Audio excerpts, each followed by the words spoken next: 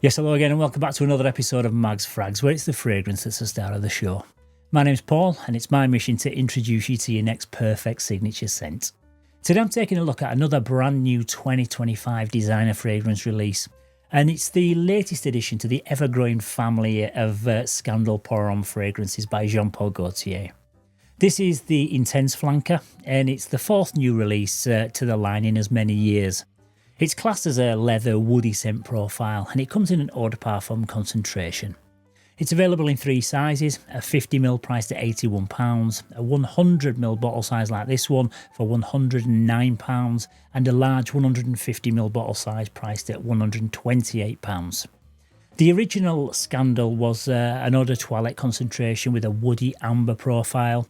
Then came the Le Parfum a year later, which was more of a concentrated version of the original. Then last year we saw the Absolute, which came in the most intense parfum concentration and went down a more gourmand amber route, and in my opinion was a big improvement over the first two releases. This new one promises to go off in a different route again with a leathery twist, but it's not as concentrated as last year's Absolute Flanker, which was a full parfum, whereas this is an EDP concentration.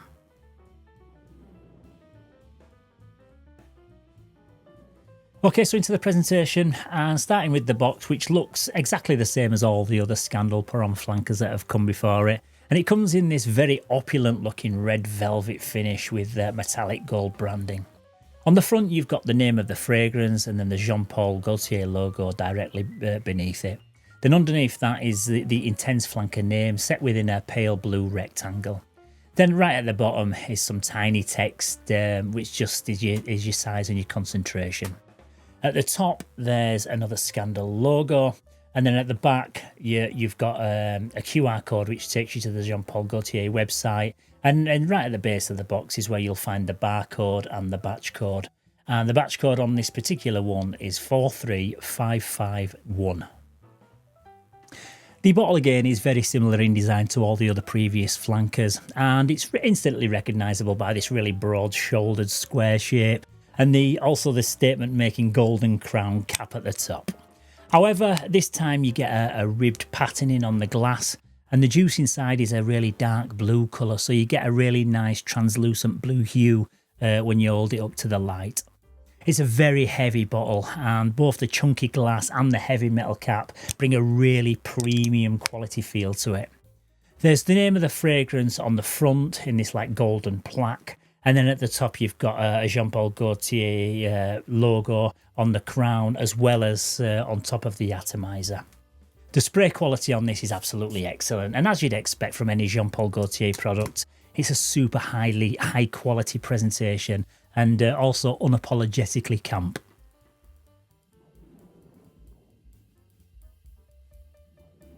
Okay, so into the note breakdown. It's a fairly simple 3-note breakdown in this one. At the top, we've got clary sage.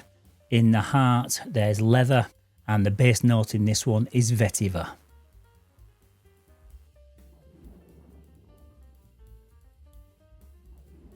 Okay, so this one opens up noticeably brighter and a touch fresher than the other Scandal flankers, with what I'd describe as a fleeting herbal minty freshness from the clary sage.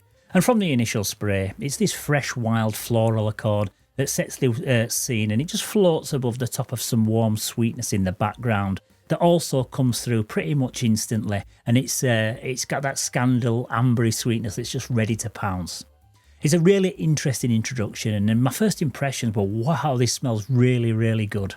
It came off smelling really bold, powerful and masculine, with a really attention-grabbing introduction, but it's really clean, it's really fresh, and it's very intoxicating right from the initial spray.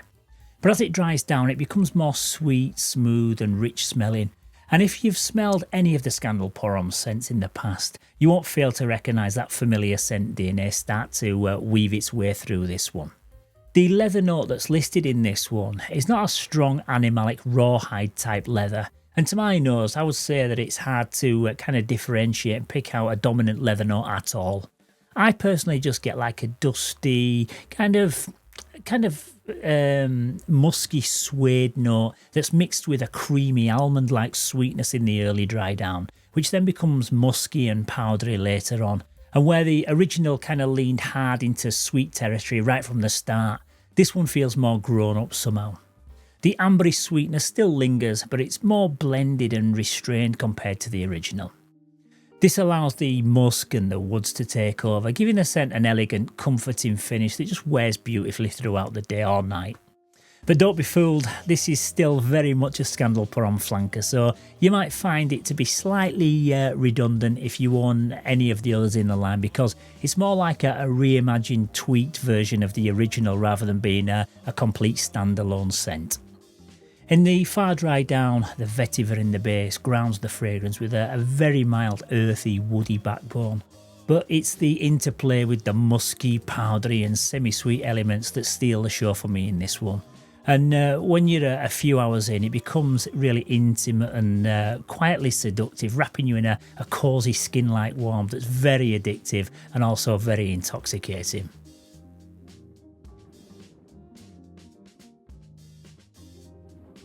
Yeah, this one to me is a touch more versatile than the original Scandal, thanks to its slightly fresher and slightly less sweet opening.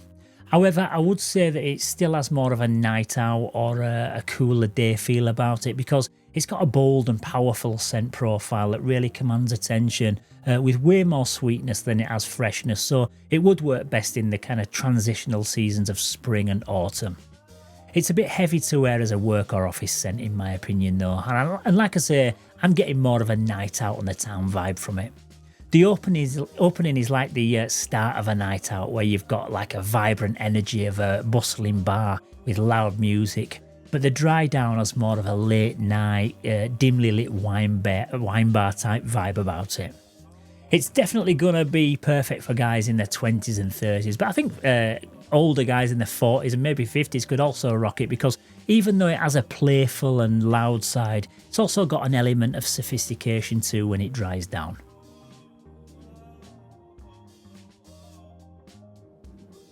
In terms of the performance, it projects really well for the first few hours, and then it does settle into a more moderate, intimate sillage that's perfect for close encounters. Longevity is solid. I expect to get 8 to 10 hours easily out of this one, with traces still clinging to the skin even through into the next morning. There's two things that are always consistent with Jean Paul Gaultier fragrances, and the first being the fun and quirky packaging design, but more importantly, they all perform like monsters and last forever. I received this tiny little 10ml sample before I bought the full bottle, and when I tested this one out a couple of weeks ago, literally the first person that I came across commented and said, "Oh, you smell nice." So there's nothing to worry about in terms of the performance with this one, and it's definitely going to get you noticed.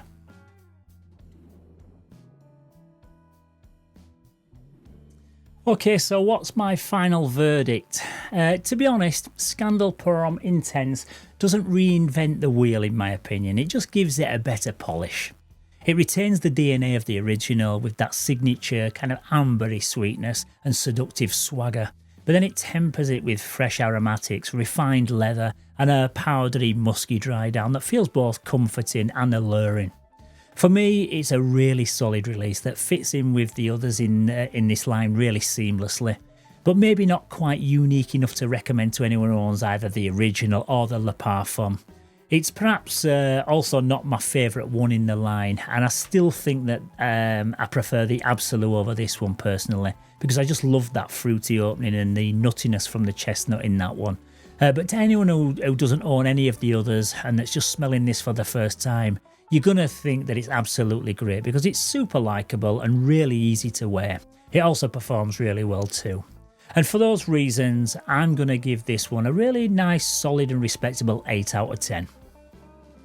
Okay, so once again, that's about it for today's review. And coming up over the next few days, I'm going to be giving my thoughts on another 3 Thomson Carter fragrances that I picked up a few weeks ago now, and I've been road testing them and kind of becoming more familiar with them. So I will be giving my verdict on these 3 over the next few days.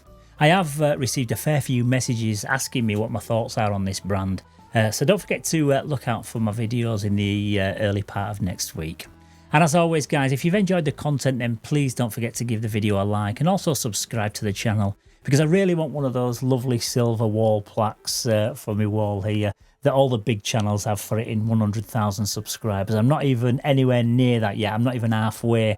So please do me a favour and hit that subscribe button, and I'll be your best mate forever. So until next time, guys, thank you very much for tuning in today. Stay safe, keep smelling fresh, and I'll see you very soon in the next one. Bye-bye for now.